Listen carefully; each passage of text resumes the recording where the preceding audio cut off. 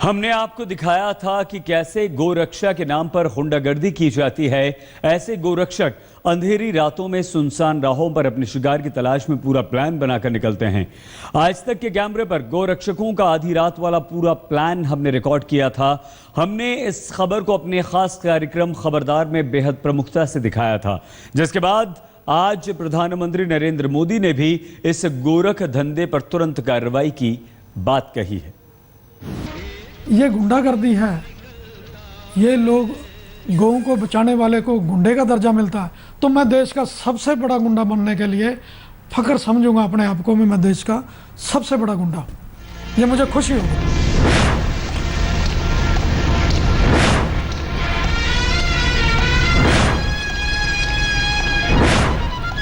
काली अंधेरी रात, सुनसान रास्ते और हाईवे पर किसी का पीछा करती ये गाड़ी। दिल थाम के बैठिए, क्योंकि हम आपको दिखाने जा रहे हैं कैमरे पर उन लोगों का सच जो खुद को गौरक्षक कहते हैं। रात के 2:30 बजे हैं, लेकिन गौरक्षकों को नींद नहीं आती, क्योंकि उन्हें अपने शिकार का पता मिल चुका है। घात लगाकर बैठे गौरक्षकों की गाड़ियां अब पीछा कर रही है उस एक टेम्पो का, जिसमें उन्हें गायों के ले जाने का शक हुआ है। आगे तेज रफ्तार में भागता टेम्पो और पीछे उसी तेज रफ्तार में पीछा करती गौरक्षकों की गाड़ियां। आगे क्या होगा? क्या गौरक्षक अपने शिकार तक पहुंच पाएंगे? ये हम आपको आगे बताएंगे, लेकिन पहले देखिए कि गौरक्षकों की ये टीम अंधेरी रात में अपने इस मिशन पर कैसे निकलती है। आपकी गाड़ी का नहीं पता, थोड़ा डिस्टेंस ज्यादा कर दिया। पंजाब का राजपुरा गौरक्षकों का गैंग इस कमरे में बैठा है। गैंग्स ऑफ गौरक्षक के लीडर ने अपने सभी साथियों को बुला दिया, क्योंकि इन गौरक्षकों को पुख्ता जानकारी मिल चुकी है कि आज रात के घने अंधेरे में गौ तस्कर पटियाला से होते हुए लुधियाना की तरफ जाने वाले हैं। प्लान बन रहा है कि शिकार को पकड़ा जाएगा। 4 बंदे की टीम उन्होंने पीछे कर और फैल के एक दूसरे के नाल नहीं भजना। हाँ, सारे अलग अलग दिशा से पीछे, अलग अलग दिशा से फैल के उन्होंने यू च लेना है। 2 आगे 2 पीछे, 2 डिस्टेंस। प्लान बन चुका है। रात के 11 बज चुके हैं। अब इस गैंग्स ऑफ गौरक्षक के निकलने का टाइम हो चुका है। 11 बज चुके हैं। 1-1:30 बजे का टाइम है गड्डी का। कोशिश करो 5-7 मिनट च ਆਪਾਂ सारे जल्द तो जल्द निकल।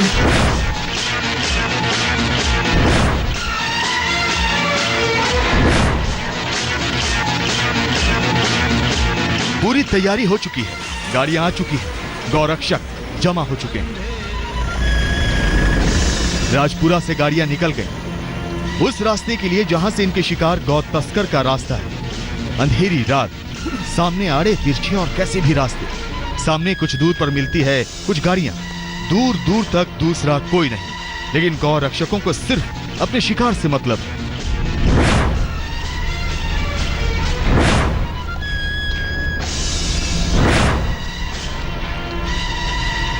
गैंग्स ऑफ गौरक्षक 2 घंटे से सुनसान रास्तों पर तेज रफ्तार में अपनी गाड़ियां चलाते जा रहे हैं। रात के 11 बजे से 1 बज चुके हैं। राजपुरा से निकलकर गौरक्षकों की गाड़ियां लुधियाना और संगरूर जिले के बॉर्डर पर अंधेरे में गुम हो गए।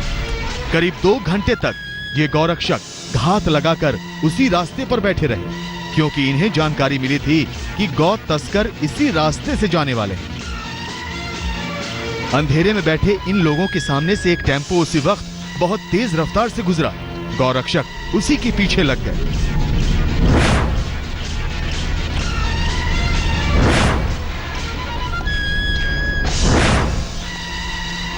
टेम्पो की रफ्तार इतनी थी कि गौरक्षकों की गाड़ियां उसे पकड़ नहीं पाई।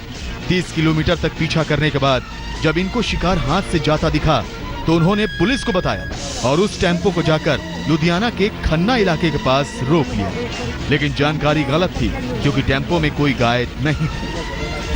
चलो ठीक है, बढ़िया हो गया। आगे तो कोई सलाह है गलबात करता था। देखो 2 बारी घूमा दी गड्डी ਦੇ मगर आए कि मैं नाके तोड़े ਸੀ ਇਹਨਾਂ ਨੇ ਜਦੋਂ मैं तो इस बारी बढ़िया होया, पुलिस नाल की नाल तेजी से बढ़िया होया।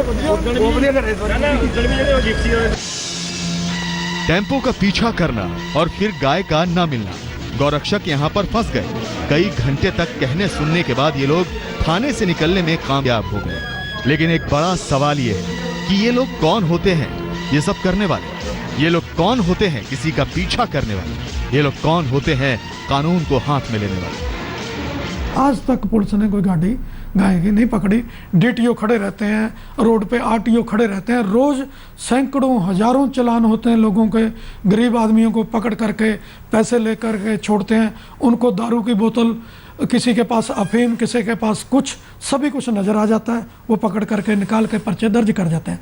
कभी ये सुना है आरटीओ खड़ा था उसने गाय की गाड़ी पकड़ ली, डीटीओ खड़ा था उसने गाय की गाड़ी का चालान किया है, पुलिस खड़ी थी उसने गाय की गाड़ी पकड़ी है? हम क्या करें आप बताइए? गाय को कटने दें? गौरक्षकों की इस गैंग का आधी रात के अंधेरे में निकलना रोज का मिशन है। ये अपने नेटवर्क के जरिए जानकारी लेते हैं कि कौन से गौ तस्कर कहां से जाने वाले हैं। लेकिन कभी ये असली गौ तस्करों को पकड़ लेते हैं तो कभी निर्दोष लोग भी इनके शिकार बन जाते हैं। इनका नेटवर्क सिर्फ पंजाब में नहीं पूरे देश में फैला है। जब से गौरक्षा दल पूरे देश में अच्छी तरह सक्रिय हुआ है, तब से आज तक की जो स्थिति है उसको हम काफ़ी नियंत्रण में ला चुके हैं। बांग्लादेश की स्मगलिंग को भी हमने बहुत बड़ा नुकसान पहुंचाया है। लेकिन सवाल यही है कि आखिर ये गैंग्स ऑफ गौरक्षक खुद कानून का शहंशाह क्यों बन गई और क्यों आधी रात को इस तरह से किसी का भी पीछा करने लगती है? सवाल पुलिस और सिस्टम पर भी है। वो इन गौरक्षकों के साथ सख्ती से क्यों नहीं निपटती? अमित कुमार चौधरी के साथ अरुण सिंह, आज तक। आज तक के कैमरे ने पंजाब के राजपुरा से लेकर संगरूर और लुधियाना बॉर्डर तक गैंग्स ऑफ गौरक्षकों की इस हरकत को रिकॉर्ड किया। पूरी रात ये गौरक्षक कैसे अपना पूरा गैंग लेकर सड़कों पर घूमते हैं, इन्हें कानून का भी कोई डर खौफ नहीं होता। ऑपरेशन गौरक्षक में अब तक हमने आपको दिखाया कि कैसे पंजाब में गौरक्षकों के एक गैंग ने रात 11 बजे मीटिंग का प्लान बनाया और फिर आधी रात को ये अपने शिकार के लिए निकल पड़े। अंधेरी रात में ये 2 घंटे तक सुनसान रास्तों पर चलते हुए एक जगह पर 2 घंटे तक अपने शिकार की तलाश में छिपे रहे। रात को 3 बजे के करीब इन्हें तेज रफ्तार एक टेम्पो दिखा जिसमें इन्हें गायों को ले जाने का शक हुआ और ये गैंग्स ऑफ गौरक्षक उस टेम्पो के पीछे लग गए। लेकिन 30 किलोमीटर तक पीछा करने के बाद भी ये टेम्पो को पकड़ नहीं पाए। पुलिस को सूचना दी जिसने लुधियाना संगरूर बॉर्डर पर उस टेम्पो को पकड़ा, लेकिन टेम्पो में कुछ भी नहीं निकला। पंजाब की सड़कों पर ये गौरक्षकों की गुंडागर्दी का पहला वीडियो सबूत है।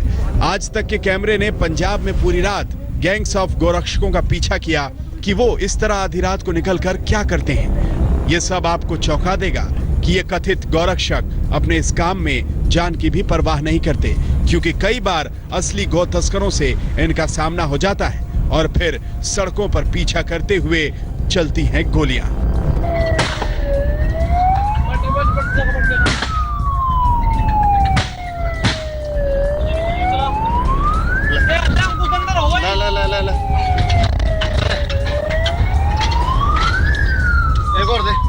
इन गैंग्स ऑफ गौरक्षकों के लिए जान पर इस तरह खेलना रोज की बात है। आधी रात को सुनसान सड़कों पर गौरक्षकों और गौ तस्करों के बीच इस तरह से चोर सिपाही का खेल चलता है। गौ तस्कर भी कम नहीं होते जो कानून से बचने के लिए गायों को कभी ट्रक में, कभी टेम्पो में, यहाँ तक कि SUV और कारों में भी लेकर जाते हैं। गौ तस्करों को पुलिस से नहीं बल्कि गौरक्षकों से डर लगता है। ये तू डाल डाल मैं पात पात वाली बात है। आम लोगों को पता ही नहीं चलता इसमें गाय लेके जा रहे हैं। ट्रक के अंदर गाय नीचे डाल करके ऊपर बैग लगा लेते हैं, फीड के बैग लगा लेते हैं, कई बार क्रेट लगा लेते हैं, उसमें डबल छत डाल करके कुछ और बोरियां डाल देते हैं, बसों में ले जाते हैं, लग्जरी गाड़ियों में ले जाते हैं। जब हमारी आंखों के सामने पुलिस की नाकाबंदी तोड़ती है गाड़ी और कई पुलिस वाले अपनी जान बचा करके छलांग लगा करके बचते हैं, तो उसके बाद मजबूरन वो हमें अपने तरीके से उस गाड़ी को रोकना। गौ तस्कर भी बचने के लिए नए नए तरीके अपनाते हैं। जिंदा गायों को ट्रक में बेदर्दी से ठूंसा जाता है तो उसे देखकर ही पता चल जाता है कि इनका मकसद गायों का दूध निकालना नहीं बल्कि कुछ और है, और गौ तस्करों ने इससे भी बचने का तरीका निकाल लिया। दुधारू गाय का सच देखिए कि जो भी इससे भरे ट्रकों की जांच करेगा उसे ये लगेगा कि गाय दूध के लिए खरीदी गई, लेकिन हकीकत ये होती है कि गाय के थनों को हवा भर के फुला दिया जाता है, जिससे किसी को भी लगे कि ये दुधारू गाय है। थनों में जो बिना दूध वाली गाय हैं उनके थनों में पंप के साथ हवा भर देते हैं, पंप के साथ उनमें बाहर से दूध भर देते हैं टेम्परेरी। जब आप देखोगे तो दूध निकलेगा, तो कैसे पता चलेगा?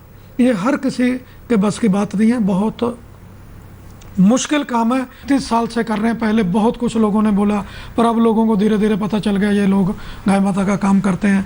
पुलिस को भी पता चल गया, हमारे लिए पुलिस भी कसम उठा लेती है बच्चों की भी, ये कोई गलत काम नहीं करते, इन्होंने आज तक ऐसा कोई गलत काम नहीं किया। सबसे बड़ा सवाल यही है कि गौरक्षकों और गौ तस्करों की इस लुका छिपी के बीच पुलिस और सिस्टम कहां है? गौरक्षक आरोप लगाते हैं कि गौ तस्करों से पुलिस मिली होती है और गौरक्षक इस बात का जवाब नहीं दे पाते कि उन्हें पुलिस और कानून का काम करने का अधिकार किसने दिया। क्यों ये सड़कों पर गौरक्षा के नाम पर आतंक फैलाते हैं और क्यों पुलिस इतनी नाकारा है कि वो ना तो गौ तस्करों से निपट पाती है और ना ही इन कथित गौरक्षकों से, जो गौरक्षक कम गुंडे ज्यादा लगते हैं। अरुण सिंह के साथ अमित कुमार चौधरी, आज तक।